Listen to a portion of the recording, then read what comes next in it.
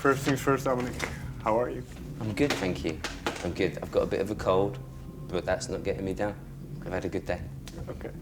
Well, before we talk about music and the new record, I'd like to start in the beginning. Do you remember the first album you ever bought with your own money? With my own money? I can remember the first single I got, which was Praise You by Fatboy Slim. Okay. And it was on a tape. Album I can't remember. Might have been Macy Gray. On How Life Is. Okay. Well, let's start with Fatboy Slim. Okay. Did you ask for this single or? It would have been. I would have heard it on TV, and me and my brother would have liked it. My older brother. So it's like. This is before I would have been able to play anything. Okay. So it would have just been like, enjoying it. Like, and with Macy Gray, the same thing? Macy Gray, I was a bit older. Okay. I would have been like, maybe like nearly a teenager, if not a teenager. Okay. So like very young, but I liked, because there was like bluesy things I could hear on piano and stuff that I was interested in, and I was listening to her yesterday as well, actually. Okay. And so yeah, you still listen? I love Macy Gray, yeah. What do you find so appealing in her? I have no idea. It's she's got a unique, fantastic voice, but like there's something that isn't no, you don't hear people like that anymore. Like now, nobody kind of sings like her, or those kind of songs don't crop up anymore. And I don't know if they did then when it came out. It just seems like a very unique, cool, kind of guilt-free jam thing. It's just a lot of fun, and I'm a sucker for that kind of guiltless, kind of where you wear your influences on your sleeve. It's just a lot of fun. It seems like you can imagine like it'll be really good at a party. It always is. If you have it on in the background, it's really good. People were a bit like, "Is that Macy Gray?" It's like, yeah, it is Macy Gray. It's banging. If you go back then to that to when you got that album, you say you heard some blues elements, and like, so you were playing piano by then? Yeah, I mean, piano was always growing up. Okay. That was always there. It's part of the furniture: TV, sofa, piano. It's just like. So you kind of automatically started playing, or was Yeah, it something? because I mean, you couldn't if you were watching TV. Because my dad plays piano. Okay, okay. So growing up in the house, you're trying to watch TV, trying to watch The Simpsons, and then din din din din din din din din. It's like you turn it off and just watch Dad play for a bit. What would he play? I mean, he play. It's a hobby for him, but he plays. He likes classical. He likes jazz. He likes blues. The Beatles. He's a massive Beatles fan. Randy Newman. Bill Evans. He's a big jazz head. Right. So yeah. So well, you pick up the piano then. When did it become something more for you? When did you start maybe writing your own material or thinking about doing music? I think like 16. Okay. Like about 15. When I started writing, well, like I think music started to mean more to me when I was like 13 or 14. But because I could always like navigate a piano somehow. Right. It was always like a hobby and a bit of fun. And then when music started to mean something different and be a bit more important when I was like a teenager, because everything is, you're discovering who the hell you are, and it's all, you know, question marks and confusion and all that. But 16, it was, something changed and I started to get creative with music. So did the songwriting start then? Yeah. Okay. It wasn't any good. Do you remember the first song or the first couple of songs that you wrote? I do, and I hope it's going to stay like that. But, well, obviously, can you hear certain elements that you have in your music now? Can you hear that? Yeah. When you No, absolutely, because that's dead important, because it's what I was getting on with what I was saying about Macy Gray, where it's guilt-free. That thing where it's not self-conscious. It's a thing where you just embrace what you're naturally into. It's hard to describe without sounding like an idiot, but like it isn't a brainy process. It's an instinctual, innate thing that you just have to trust. For me, other people have other ways of doing it, and I respect it all because there's the people that I am inspired by work in different ways. So it's like that's ace. But for me, when I'm creating, it's for this kind of like for a rock band and all that sort of thing. I'm trusting my instinct and making it in, guts. Can you sit down then to say, okay, I'm gonna write a song now, or do you kind of have to let it come to you? Sometimes it's weird, and I tried to force it out of me sometimes. It was like, I haven't written in months and I need to do something because, you're supposed to be a musician, you're supposed to be a songwriter, and you haven't done anything for ages. But a lot of the time it happens to you out of nowhere, and that's cool. But I'd like to, it needs to be treated more like I think like Nick Cave and I think Randy Newman might do it as well, where they treat it as a 9 to 5. They go to a place and they go, I'm not sure, but I've heard that they do, and I think that's wicked. So I think that's an approach that I admire. Okay.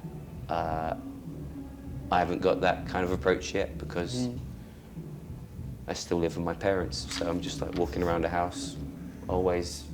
There's no distance from it. It's a weird thing, but yeah. But when creating, it's always good to trust your inner kid. And what's your approach, or still is to performing live? Is that as instinctual as the creative part? Yeah. Otherwise, the alternative is practiced and choreographed, which would imply kind of dance moves. Not dance moves, but you know what I mean. Like it's not. I mean, we obviously practice the songs, but we don't practice the stage show. Yeah. Right. And it's always different every night. You gauge it. It's weird because different gigs at different places, they know different songs and it works in different ways. But what we're excited about is seeing how the album reacts, because we just released it yesterday. So we've got a tour in October. So we'll see if anyone recognizes / likes any of the other songs. But yeah. But if you go back to age 16 when you began, did you always envision yourself being in a band? Yeah, yeah, it's like yeah. Yes. I believe you met the other 3 guys at school? That's right. Well, no, I met 2 of them at school. Okay. So there's myself, Brendan Heaney, who's on drums, and Dominic John, who plays guitar. 3 of us were at the same year at school, and it was all dead easy because we all liked the same sort of stuff, and individually liked other stuff, obviously. But what we all shared, apart from liking all the kind of American guitar bands like the Strokes and Kings of Leon and stuff like that, was like we quite guiltlessly liked our parents' music, so like Ray Charles, the Beatles, Lou Reed, all this stuff. So, and it was like, and Stevie Wonder, it was all like talking about, have you heard? And we were like 13, and this is like 2003. Like, and it was it felt quite unique because in that age group at school, like no one else was kind of, we hadn't come across it. So that kind of bonded you together, right? Yeah, and we'd always kind of play old like Beatles songs and like what were new to us at the time, Kings of Leon or the Vines or White Stripes and stuff. Just figuring it all out and ruining it all.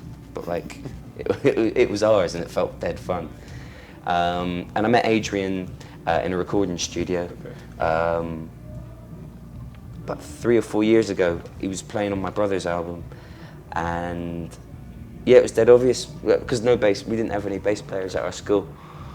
We didn't know anyone, so like it was just like bassless. Do you remember the first practice session with the 4 of you? Yeah, jam session? we in London there's you get the Camden Roundhouse, which is like a big venue, but they've also got like a project for. I hope it still goes on because it's a lovely idea. It's if you're aged between 13 and 25, there's like practice rooms with like basic but good enough equipment where you can pay £1 an hour I think you pay like £15 membership for the year or whatever. But you can go in and pay £1 per hour into this room and just like, and it's for kids, and it was brilliant, and it was perfect for us. We were there for about 2 or 3 years. So we had Dominic come in, it was like, let's try this out, and it was all just quite obvious because he returned from university and we'd already, as a three-piece, me, Brendan and Adrian had been playing, and then by the time our old school friend Dominic came back from uni, like, let's make it a four-piece, this is all quite obvious, we can all kind of half sing as well, so it's like, yeah. And then when it came to making the album, was there a vision in mind for it then? Because, well, you've been playing together then as a four-piece? Not a vision, like, because there was a lot of songwriting and we'd known each other for so long, and